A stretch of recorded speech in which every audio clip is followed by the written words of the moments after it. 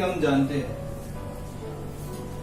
Big bang जैसी बड़ी घटना ने ब्रह्मांड जैसी विशिष्ट रचना का निर्माण किया, जिसमें कई लाखों करोड़ों गैलेक्सी, सौरमंडल, तारे, ग्रह, उपग्रह, ब्लैक होल एवं वर्म होल जैसी जटिल रचनाएं दिखने को मिलती है। अगर इस अनंत ब्रह्मांड में जीवन की खोज में निकलते हैं, तो हमारी खोज इस करोड़ों लाखों गैलेक्सियों से होते हुए हमारी गैलेक्सी आकाशगंगा, जिसे हम मिल्की वे के नाम से जानते हैं, से होते हुए हमारे सौरमंडल, जो करीब 10 ग्रहों, कई एक उपग्रह और एक तारे का समूह है, उसमें एक नीले बिंदु पे जाके खत्म होती है। जी हाँ, मैं बात कर रहा हूँ पृथ्वी की, जिसे हम अर्थ भी कहते हैं। सौरमंडल का इकलौता ऐसा ग्रह जिसपे जीवन के निर्माण एवं विकास के लिए अनुकूल पर्यावरण उपलब्ध है। पृथ्वी,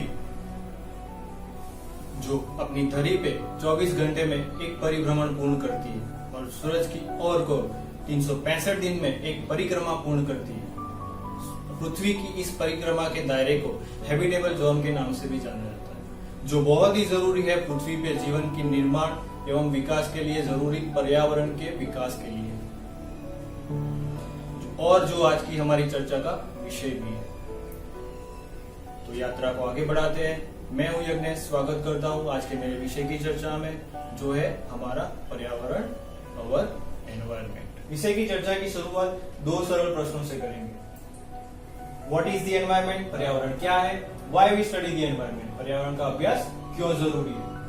यहाँ पे पहले प्रश्न के उत्तर को समझने से पहले दूसरे प्रश्न के उत्तर को समझना ज्यादा जरूरी है, क्योंकि हमारे दूसरे प्रश्न का उत्तर ही हमारे पहले प्रश्न के उत्तर को समझने में हमारा मार्गदर्शक बनेगा। तो आ जाते हैं हमारे दूसरे प्रश्न पे, why we study the environment? पर्यावरण का अभ्यास क्यों जरूरी है? जैसे कि हम जानते हैं, कोशीय विभाजन जैसी जटिल प्रक्रिया से पृथ्वी पर जीवन का विकास हुआ है, और पृथ्वी पर जीवन का जन्म हमारे पर्यावरण की ही देन है।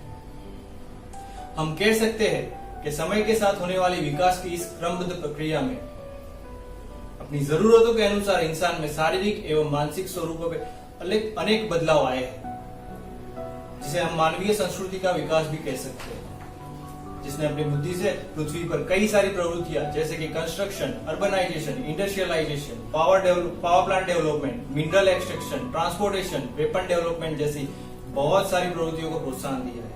हम कह सकते हैं इंसान ने कैलकुलेटर से लेकर सुपर कंप्यूटर तक बना के फाइनेंशियल ग्रोथ, इकोनॉमिकल ग्रोथ करके पृथ्वी पर विकास तो हासिल कर लिया, लेकिन पर्यावरण में कई ऐसी समस्याओं को जन्म दे दिया, जैसे कि air pollution, land pollution, water pollution, toxic pollution. इसके अलावा अन्य और कई प्रदूषणों को भी जन्म दिया है। क्या आप जानते हैं, पृथ्वी के वातावरण में घुल रहे करोड़ों टन कार्बन से पृथ्वी के तापमान में हर साल बढ़ोतरी हो रही है।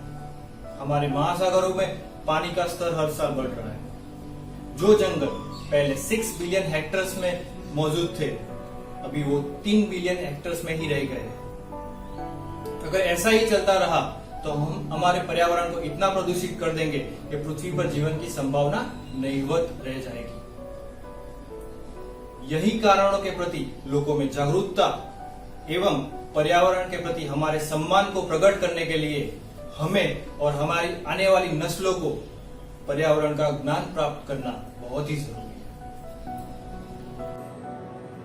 तो दोस्तों, जर्नी को आगे बढ़ाते हैं और हमारा जो नेक्स्ट क्वेश्चन है वो है व्हाट इज एनवायरनमेंट। तो मैं हूँ हिरन रावल और आज हम बात करेंगे एनवायरनमेंट के बारे में और हमारे सब्जेक्ट के बेसिक इंट्रोडक्शन के बारे में।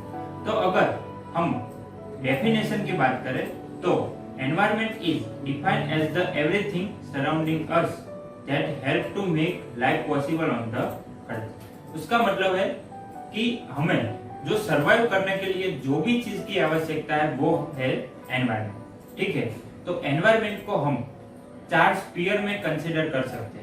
एनवायरनमेंट जो है उसको हम 4 स्फीयर में डिवाइड करके एनवायरनमेंट को पूरा समझ सकते हैं, और यही चीज हमको डिटेल में इस सब्जेक्ट के अंदर भी पढ़नी है। तो अगर हम एनवायरनमेंट के 4 स्फीयर की बात करें तो बायोस्फीयर, उसके बाद हाइड्रोस्फीयर और लास्ट में जो है वो है एटमॉस्फेयर। तो बायोस्फीयर में हम लाइफ मतलब कि जो भी बायोटिक चीज है, सजीव जो भी है, छोटे से छोटा सजीव, वो हम बायोस्फीयर के अंदर पढ़ेंगे। उसके बाद है हाइड्रोस्फीयर। तो हाइड्रोस्फीयर के अंदर हम पानी और पानी से जुड़ी सारी चीजों का अभ्यास करेंगे। और लास्ट में वो है एटमॉस्फेयर।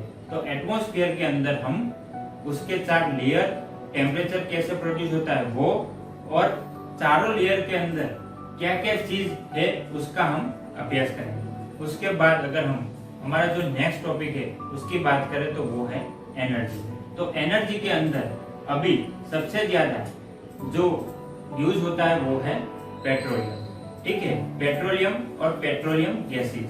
तो उस चीज को हमको एलिमिनेट करके उसकी जगह पे रिन्यूएबल एनर्जी का उपयोग करके सबसे ज्यादा एनर्जी प्रोड्यूस करनी। ठीक है, उसका मतलब है कि जो रिन्यूएबल एनर्जी है उसका उपयोग हम मैक्सिमम करेंगे। उसके बाद अगर हम देखें तो रिन्यूएबल एनर्जी के जो एग्जाम्पल है वो है सौर ऊर्जा, पवन ऊर्जा, बायोमास एनर्जी। तो बायोमास एनर्जी का उपयोग हम पेट्रोलियम गैसेस को स्किप करके नेचुरल गैसेस प्रोड्यूस करने के लिए भी कर सकते हैं। ऐसे ही कई टॉपिक है, सस्टेनेबल डेवलपमेंट, सिस्मिक एनर्जी। तो वो सब टॉपिक है, उसका हम डिटेल में स्टडी करेंगे इस सब्जेक्ट के अंदर।